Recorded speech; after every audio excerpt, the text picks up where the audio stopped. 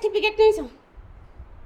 तर के भन्नु खै, मेरो बुवाको बुढीहरू यानि कि मेरो आमाहरू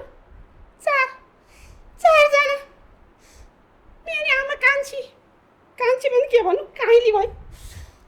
मेरो बुवा बुढेसम्म अर्कै कान्छी लिएर फेरि इन्डिया भास्यो। अनि आमा अलि मुखाले छेन त। त्यहाँदेखि म ठुलो छोरी भएको हुनाले जिम्मेवारी मै माथि आयो आमा बहिनीको। त्यहाँदेखि पढाइ छोडियो, डिग्री पिएचडी जे भने नि मसँग छ एउटा थर्मस।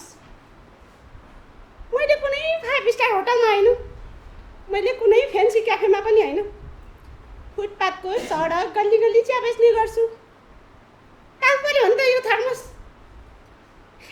लजाइ मैले लिएर आएको है। काम पऱ्यो भने त यो थर्मस कहिलेकाहीँ गाडीभन्दा पनि अगाडि दौडिन्छ हजुर। विश्वास लाग्दैन होला, मेरो चिया पिउनेको त लाइनै त्यस्तो हुन्छ हजुर। के लाग्छ कुनै हेर्दा इलेक्सन भए जस्तो। यस्तो नि हुन्छ नि भन्नुलाई फेरि हुन्छ नि हजुर। आजभोलि त सबै युवाहरूको सबै समस्याको समाधान नै चिया भन्दा फरक नपर्ला।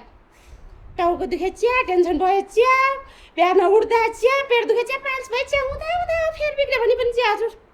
अनि त्यसो मेरो ग्राहकहरू त मलाई भन्छन् हजुर दिदी तपाईँको चिया त इनर्जी बुस्टर मात्र होइन, दुःख पीडा सबै भुलाउने हिलिङ पोइजन भन्छन्।